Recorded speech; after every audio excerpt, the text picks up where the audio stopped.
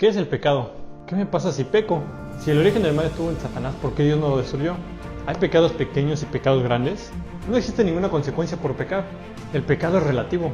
Hola, en esta ocasión vamos a estudiar lo que la Biblia nos enseña acerca del pecado. Pero debemos recordar que la Biblia no trata tanto de explicar el pecado, sino que lo que hace es conducirnos a mirar a aquel que vendría a ponerle fin al pecado. Y ese es Jesús. Sin embargo, para aquellas dudas acerca del origen del pecado o acerca del origen del mal, la Biblia puede darnos algunos indicios para poder responder a tal pregunta.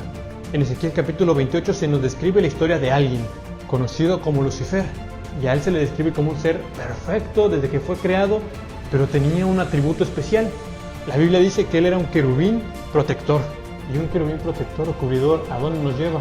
En Éxodo capítulo 25 el pueblo de Israel recibió la instrucción de construir el santuario o el tabernáculo, y este fue dado para que el pueblo de Israel diera a conocer al mundo el plan de salvación.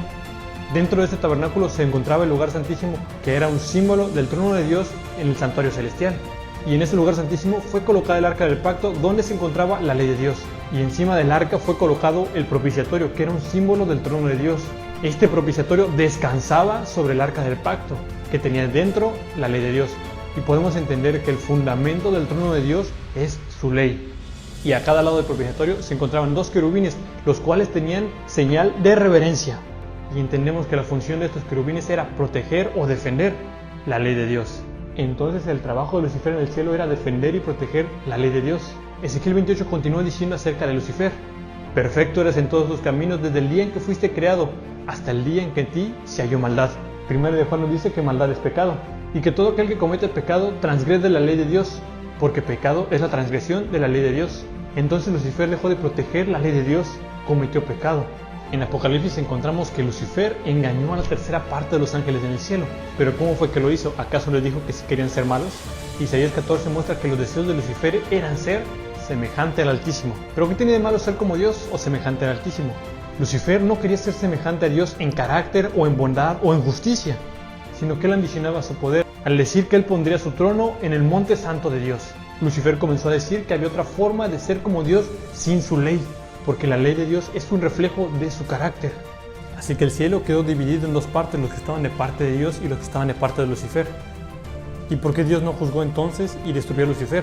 Hubiese sido injusto que Dios hubiese juzgado y destruido a Lucifer en este conflicto entre esas dos partes, por lo que podemos aplicar a esta historia el principio de Deuteronomio 19, donde encontramos que para un conflicto entre dos partes se requeriría de dos o más testigos, y los requisitos que debían tener estos testigos era tener poco o nulo conocimiento acerca de este conflicto. Pero este jurado o estos testigos tendrían que ser alguien respetuoso de la ley de Dios. ¿Y dónde estaba el ser humano cuando Lucifer se rebeló? No había sido creado. Pablo en 1 Corintios 6:3 pregunta: ¿o no sabéis acaso que vosotros habéis de juzgar a los ángeles? Uno de los propósitos de Dios al crear al ser humano era que éste fuera ese testigo o ese jurado entre este conflicto acerca de la ley de Dios. Así que el hombre fue creado con la ley de Dios en sus corazones. Pero si tú conocieras al que sería el jurado en tu juicio, ¿qué harías? Quizás sobornarlo. Llegamos entonces a la escena en el Edén y la serpiente le pregunta a Eva si quiere ser mala. No le preguntó si quería ser mala, sino que así como engañó a los ángeles en el cielo diciéndoles que había otras formas de ser como Dios sin su ley, le dijo a Eva que podía ser como Dios. ¿Y dónde hemos escuchado este argumento antes? Así que el hombre pecó y fue descalificado como un jurado para participar entre este conflicto. ¿Y de qué nos sirve entonces saber todo esto? De que Dios no creó el mal, que Dios no creó a Satanás, sino que Él creó a Lucifer siendo Él un ser perfecto desde el día en que fue creado. Pero el hombre pecó y fue descalificado entonces para participar como ese jurado entre el conflicto entre Dios y Satanás.